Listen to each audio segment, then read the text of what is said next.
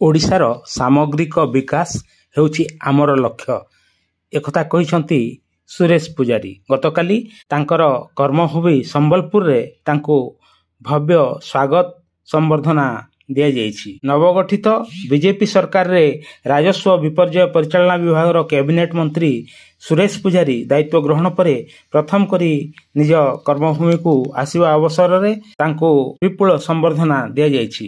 ଗତ 21 ତାରିଖ ଭୁବନେଶ୍ୱରରୁ ଆସି 2 ଦିନ ଧରି ନିଜର ନିର୍ବାଚନ ମଣ୍ଡଳୀ ବ୍ରଜରାଜନଗର ଓ ଝାରସୁଗୁଡ଼ାରେ ବିଭିନ୍ନ କାର୍ଯ୍ୟକ୍ରମରେ ଯୋଗ ଦେଇଥିଲେ।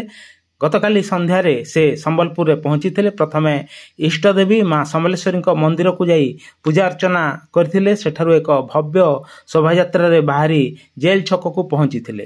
ଶୋଭାଯାତ୍ରା ସମୟରେ କମଳି ବଜାର, କୁଞ୍ଜଲପଡ଼ା, ଝାଡ଼ୁଆପଡ଼ା, ନନ୍ଦପଡ଼ା, ହାଟପଡ଼ା, ମାରୱାଡ଼ିପଡ଼ା, ଦଳେଇପଡ଼ା, ମ୍ୟୁନିସିପାଲିଟି ଛକ, କଚେରୀ ଛକ ଓ ଜେଲ ଛକରେ ଶତାଧିକ ବିଜେପି କର୍ମୀ, ସମର୍ଥକ, ସାମାଜିକ ଓ ସ୍ୱେଚ୍ଛାସେବୀ ଅନୁଷ୍ଠାନର କର୍ମକର୍ତ୍ତା ଓ ସାଧାରଣ ନାଗରିକ ତାଙ୍କୁ ସ୍ୱାଗତ ସମ୍ବର୍ଦ୍ଧନା ଦେଇଥିଲେ। କଚେରୀ ଛକ ସ୍ଥିତ ଶହୀଦ ସ୍ତମ୍ଭରେ ଓ ଜେଲ ଛକ ସ୍ଥିତ ବୀର ସୁରେନ୍ଦ୍ର ସାଏଙ୍କ ପ୍ରତିମୂର୍ତ୍ତିରେ ପୁଷ୍ପମାଲ୍ୟ ଦେଇ ସେ ଶହୀଦଙ୍କୁ ଶ୍ରଦ୍ଧାଞ୍ଜଳି ଜ୍ଞାପନ କରିଥିଲେ। ଜେଲ ଛକଠାରେ ଆୟୋଜିତ ସମ୍ବର୍ଦ୍ଧନା ସଭାରେ ଡକ୍ଟର ଶ୍ୟାମାପ୍ରସାଦ ମୁଖର୍ଜୀଙ୍କ ବଳିଦାନ ଦିବସ ଅବସରରେ ଦୀପ ପ୍ରଜ୍ୱଳନ କରି ପୁଷ୍ପାର୍ଘ୍ୟ ଦେଇ ତାଙ୍କୁ ଶ୍ରଦ୍ଧାଞ୍ଜଳି ଜ୍ଞାପନ କରିଥିଲେ। ସଭାସ୍ଥଳରେ ଉପସ୍ଥିତ ବିଜେପି କର୍ମୀ, ପଦାଧିକାରୀ, ସାଧାରଣ ଜନତାଙ୍କୁ ଦେଇଥିବା ନିଜର ଅଭିଭାଷଣରେ ସେ କହିଥିଲେ ଯେ ହଜାର ହଜାର ଲକ୍ଷ ଲକ୍ଷ ବିଜେପି କର୍ମୀଙ୍କ ଅକ୍ଲାନ୍ତ ପରିଶ୍ରମ ଓ ବଳିଦାନ ଯୋଗୁଁ ଆଜି ରାଜ୍ୟରେ ଏକକ ସଂଖ୍ୟା ଗରିଷ୍ଠତା ସହିତ ଆମେ ସରକାରରେ ଆସିପାରିଛୁ। ରାଜ୍ୟରୁ ଅମଲାତାନ୍ତ୍ରିକ, ଅହଙ୍କାରୀ, ଭ୍ରଷ୍ଟାଚାରୀ, ଦୁର୍ନୀତିଗ୍ରସ୍ତ ସରକାରୀ ବ୍ୟବସ୍ଥାର ଅନ୍ତ ହୋଇସାରିଛି। ରାଜ୍ୟରେ ଏବେ ଏକ ଗଣତନ୍ତ୍ର ସର୍ବସ୍ୱ ଲୋକାଭିମୁଖୀ ଓ ଜନକଲ୍ୟାଣକାରୀ ସରକାରର ଗଠନ ହୋଇସାରିଛି।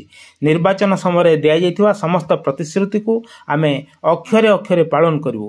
ରାଜ୍ୟର ପ୍ରତ୍ୟେକ କୋଣ ଅନୁକୋଣରେ ସରକାର ପହଞ୍ଚିବା ସହ ରାଜ୍ୟର ସାମଗ୍ରିକ ବିକାଶ ହେଉଛି ଆମର ଲକ୍ଷ୍ୟ। ସେ ସମ୍ବଲପୁରରେ ଲୋକଙ୍କ ଭଲ ପାଇବା ଦେଖି ଆତ୍ମବିଭୋର ହୋଇ ପଡ଼ିଛନ୍ତି ବୋଲି କହିଥିଲେ। ଏହି କାର୍ଯ୍ୟକ୍ରମରେ ସୀମାଞ୍ଚଳ ଖଟେଇ, ଗୋବିନ୍ଦ ଅଗ୍ରୱାଲ, ସୁଧୀର ପୂଜାରୀ, ସରୋଜ ସାହୁ, ରିକନ ପଟ୍ଟନାୟକ, ସୂର୍ଯ୍ୟ ପାଣିଗ୍ରାହୀ, ଶ୍ରୀକାନ୍ତ ପାଣିଗ୍ରାହୀ, ଦେବକିରଣ ପଟ୍ଟନାୟକ, ମାନସ ବକ୍ସି, ରିକି ବେହେରା, ଘନଶ୍ୟାମ ପଟେଲ, ସୁଶାନ୍ତ ପୁରୋହିତ, ସରୋଜ ଦଳପତ, ନମ୍ରସକାନ୍ତ ପଟ୍ଟନାୟକ, ମୁକେଶ ଜରିୱାଲ, ଦାମୋଦର କର ପ୍ରମୁଖ ବହୁ ବିଜେପି କର୍ମୀ ଉପସ୍ଥିତ ଥିଲେ। ଏହି ଅବସରରେ ତାଙ୍କ ଉପସ୍ଥିତିରେ କଂଗ୍ରେସ ନେତାଙ୍କ ବିଜେପିରେ ଯୋଗଦାନ କରିଥିଲେ। ଜେଲ ଛକରେ ହୋଇଥିବା ସ୍ୱାଗତ ସମ୍ବର୍ଦ୍ଧନା ଯୋଗଦାନ କାର୍ଯ୍ୟକ୍ରମକୁ ବରିଷ୍ଠ ବିଜେପି ନେତା ସୂର୍ଯ୍ୟ ପାଣିଗ୍ରାହୀ ପରିଚାଳନା କରିଥିଲେ।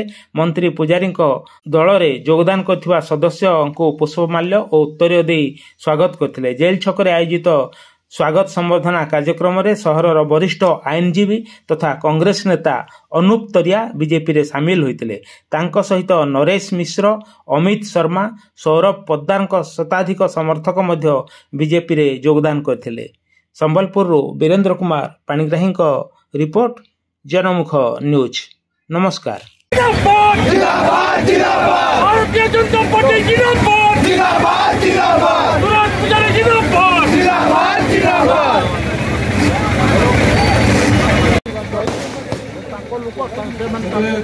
ଭାରତୀୟ ଜନସଂଖ୍ୟା 80% ଭାରତୀୟ ଜନତା ପାର୍ଟି ବୋଲି ଜାଣୁଛୁ। ଆଜି ତାଙ୍କର ବଳିଦାନ ଦିବସ।